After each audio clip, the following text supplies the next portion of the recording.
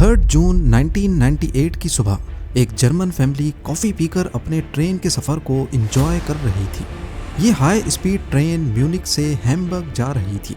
सुबह 10:30 का वक्त था और अभी तक सब कुछ नॉर्मल था।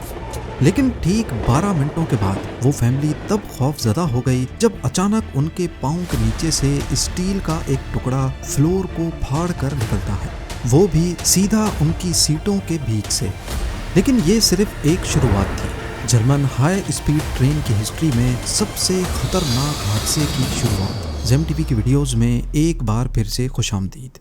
नाजरीन, 1950s के आखिर में जापान ने दुनिया को तब हैरान कर दिया जब उनकी शिनकानसेन यानी बुलेट ट्रेन दुनिया की पहली हाई स्पीड ट्रेन बनी।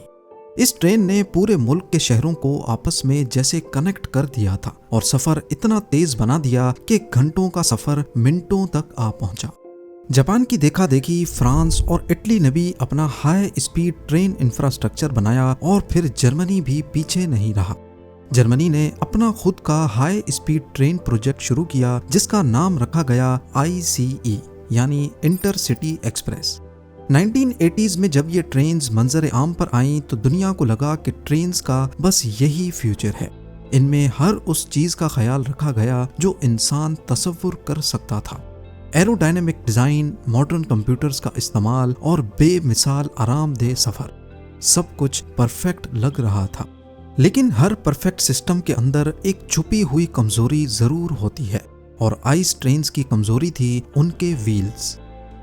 आइस जनरेशन 1 ट्रेन्स के व्हील्स शुरुआत में मोनोब्लॉक डिजाइन में बने थे, यानी पूरा व्हील एक सॉलिड 1 पीस स्टील में बना था जो कि मजबूत, सस्ता और रिलायबल होता था। पर इस मोनोब्लॉक व्हील में एक मसला नोटिस किया गया। कुछ सालों बाद पैसेंजर्स शिकायत करने लगे कि जब ट्रेन हाई स्पीड पर चलती है तो उसमें एक अजीब सी वाइब्रेशन होती है। बूफे कार जहां फूड सर्व किया जाता है वहां पड़े ग्लासेस, चमचे, कांटे वाइब्रेशन की वजह से आवाज करने लगते थे। ये वाइब्रेशंस और आवाजें सफर को काफी अनप्लेजेंट बना रही थी और फिर आखिरकार जब इंजीनियर्स ने चेक किया तो मसला व्हील्स के अंदर था। मोनोब्लॉक व्हील्स बेशक 1 पीस में बने थे और व्हील्स हर साइड से इक्वली बैलेंस्ड भी थे, लेकिन अगर किसी एक साइड पर 5 ग्राम का वजन भी बढ़ेगा तो हाई RPM पर ये एक्स्ट्रा वेट का डिफरेंस व्हील में वाइब्रेशन पैदा करेगा। और असल में हो भी कुछ ऐसा ही रहा था।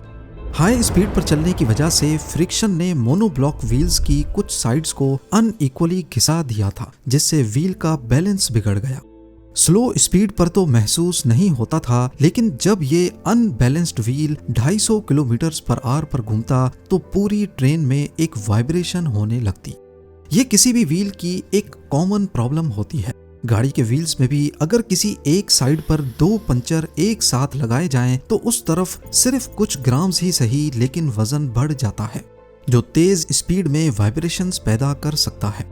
इसको हल करने के लिए व्हील बैलेंसिंग करवाई जाती है और टेक्नीशियन ऑपोजिट साइड पे उतना ही वजन लगाकर व्हील को बैलेंस कर देता है। पर ट्रेन के लातादाद पहियों को बैलेंस करना एक बहुत ही मुश्किल काम हो सकता है, खासकर अगर वो एक ही पीस में बना हो। और व्हील्स को रिप्लेस करना भी ना सिर्फ मुश्किल बल्कि काफी कॉस्टली पड़ जाता है। लिहाजा जर्मन इंजीनियर्स ने आइस ट्रेन्स के इस मसले को फिक्स करने का एक नया सॉल्यूशन निकाला और वो था रेजिलिएंट व्हील्स। रेजिलिएंट व्हील्स की खास बात ये थी कि ये 1 पीस में नहीं थे। अंदर की रिंग अलग और बाहर की अलग पीस में बनी थी और इन दोनों के बीच में लगाई गई थी रबड़ की एक रिंग जो वाइब्रेशंस को एब्जॉर्ब करेगी। ये डिजाइन खास तौर पर इस वजह से अपनाया गया ताकि जब कभी आउटर व्हील घिसेगा तो सिर्फ उसी पार्ट को रिप्लेस कर दिया जाएगा, ना कि पूरे व्हील को। उस वक्त जर्मनी की ट्रैम्स में भी ये डिजाइन इस्तेमाल हो रहा था, लेकिन मसला ये था कि ट्रैम्स सिर्फ 30 किलोमीटर पर आवर पर चलती थीं और आइस ट्रेन्स को 250 किलोमीटर पर आवर पर चलना था। ये एक बहुत बड़ा मसला था जिसकी बारीकी के बारे में आपको आगे चलकर पता चलेगा, पर उस वक्त इस पर किसी ने ध्यान नहीं दिया। एग्जीक्यूटिव्स ने बिना किसी टेस्टिंग के रेजिलिएंट व्हील्स का डिजाइन अप्रूव कर दिया और फिर 1992 में तमाम हाई स्पीड ट्रेन्स पर ये नए व्हील्स लगा दिए गए। कुछ सालों तक सब कुछ ठीक चलता रहा, लेकिन 1997 में हैनोवर की ट्रैम कंपनी उस्ट्रा ने एक शॉकिंग चीज डिस्कवर की। उन्होंने अपनी ट्रैम के व्हील्स में कुछ क्रैक्स नोटिस किए। उन्होंने अपने क्रैक्ड व्हील्स के पार्ट्स बदल दिए और एहतियातन ये बात डॉइचे bahn को भी बता दी, जो जर्मनी की नेशनल रेलवे कंपनी थी। मगर क्योंकि उस वक्त आइस ट्रेन्स में वाइब्रेशंस की कोई शिकायत नहीं थी, इसीलिए डॉइचे bahn ने इस वार्निंग को नजरअंदाज कर दिया। और फिर ठीक एक साल बाद 3 जून 1998 को सब कुछ बदल गया। सुबह 10:30 बजे आइस ट्रेन 884 हैनोवर स्टेशन से हैम्बर्ग के लिए निकली। ट्रेन में टोटल 14 कोचेस थीं, 2 पावर कार्स और 12 पैसेंजर कार्स। अंदर 287 पैसेंजर्स और 8 क्रू मेंबर्स मौजूद थे। हैनोवर स्टेशन से निकलते वक्त सब कुछ नॉर्मल था। कोच नंबर 1 में जॉर्ज डिटमैन अपनी फैमिली के साथ सवार थे। उनका सफर मजे से गुजर रहा था, लेकिन कुछ मिनटों के बाद ट्रेन के फ्लोर से अचानक कोई चीज आकर लगी और अगले ही लम्हे 2 सीट्स के बीच से स्टील का एक पुर्जा फ्लोर को फाड़कर अंदर निकल आया। ये शार्प स्टील का पुर्जा असल में व्हील का ही एक टुकड़ा था। ये देखकर जॉर्ज और उसकी फैमिली फौरन पैनिक में आ गई, जैसे उनके पैरों तले जमीन खिसक गई हो। जिस तेजी से वो लोहा अंदर आया, अगर वो थोड़ा सा लेफ्ट या राइट होता तो उसकी फैमिली जिंदा नहीं बचती। उसने फौरन अपने बीवी बच्चों को बराबर वाले कंपार्टमेंट में भेजा और खुद कंडक्टर को ढूंढने चला गया। कंडक्टर उस वक्त तीसरी कोच में मौजूद था। जॉर्ज ने उसे सब कुछ एक्सप्लेन किया, लेकिन कंपनी पॉलिसी के मुताबिक कंडक्टर ट्रेन को तब तक नहीं रोक सकता जब तक वो खुद मसले को देख ना ले। लिहाजा दोनों मिलके पहली कोच की तरफ चल पड़े। ट्रेन अब भी 200 किलोमीटर पर आवर से दौड़ रही थी और अब आहिस्ता आहिस्ता इसमें वाइब्रेशंस बढ़ रही थी।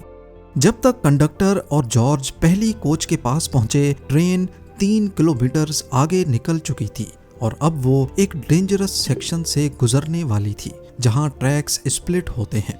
टूटे हुए व्हील का टुकड़ा अब भी ट्रेन के नीचे लटका पटरी से घिसता हुआ जा रहा था। जब ट्रेन ने पहला सेक्शन पॉइंट क्रॉस किया, वो टायर नीचे गिरकर ट्रैक के लिवर से टकरा गया और उस मोमेंट पर एक खतरनाक चीज हुई। ट्रैक स्विच चेंज हो गया। अब ट्रेन का पहला और दूसरा कोच एक ट्रैक पर था, लेकिन तीसरा कोच दूसरे ट्रैक पर चला गया, यानी फ्रंट और रेयर बोगी अलग अलग डायरेक्शंस में। ट्रेन की बॉडी ट्विस्ट हो गई और कोच नंबर 3 सीधा एक ब्रिज के कंक्रीट पिलर से टकरा गई। इस खौफनाक तसादम ने ब्रिज का आधा हिस्सा तोड़ दिया। कोच नंबर 4 ने कोलैप्स होते हुए ब्रिज को तो अवॉइड कर लिया, लेकिन एम्बैंकमेंट से टकरा गई और 3 रेलवे वर्कर्स उसी वक्त कुचले गए। कोच नंबर 5 और 6 गिरते हुए ब्रिज के 300 टन कंक्रीट के नीचे दब गईं। उन दोनों कोचेस की हाइट बाद में सिर्फ 6 इंच बच गई। जी हाँ, सिर्फ 6 इंच। पीछे से आने वाली बाकी कोचेस 7, 8, 9 और 10 फुल स्पीड पर एक दूसरे से टकराती गईं और किसी कागज की तरह फोल्ड होती गईं। सिर्फ पहली 2 कोचेस जहां जॉर्ज और उसकी फैमिली थी वो बच गईं और फ्रंट लोकोमोटिव 3 किलोमीटर आगे जाकर रुक गया। जिस वक्त कोच नंबर 3 ब्रिज से टकराई थी, उस वक्त इंजीनियर और ड्राइवर को एक झटका जरूर लगा था, लेकिन वो इस बात से बिल्कुल लाइल्म थे कि उनके पीछे क्या कयामत गुजर रही है। जहां ये कयामत खेज हादसा पेश आया, वहां एशीड नामी एक छोटा सा टाउन था। जब वहां के लोगों ने धमाके की आवाज सुनी तो सब दौड़कर मौके पर पहुंच गए। उनके सामने जो मंजर था वो शायद जिंदगी भर कभी भूल नहीं पाएंगे। टूटी हुई कोचेज, लोहे के टुकड़े, आग और लोगों की चीखें।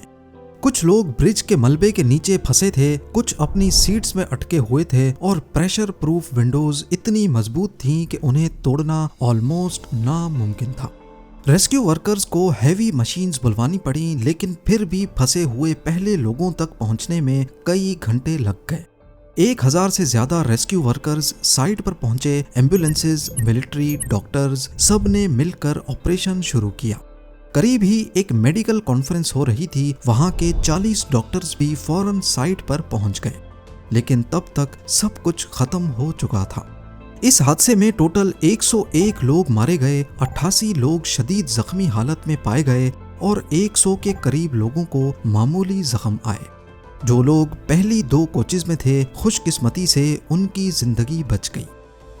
जर्मन हाई स्पीड ट्रेन्स, जिनको कभी दुनिया की सबसे सेफ ट्रेन्स माना जाता था, एशिड डिजास्टर ने ये इम्प्रेशन खाक में मिला दिया।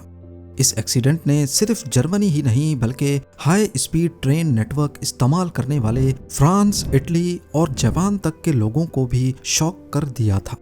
जब इन्वेस्टिगेटर्स ने पूरी साइट का एनालिसिस किया, तब शुरुआत में तो ऐसा लग रहा था जैसे कोई गाड़ी ट्रैक पर आ गई हो, लेकिन जब उन्होंने कोच नंबर 1 के फ्लोर पर घुसने वाला व्हील का पुर्जा देखा तो सब कुछ क्लियर होने लगा।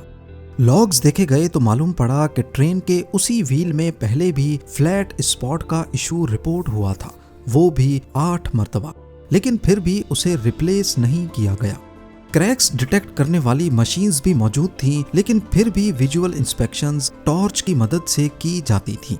कंपनी ये कहकर टाल देती थी कि वो मशीन्स फॉल्स अलार्म्स देती हैं।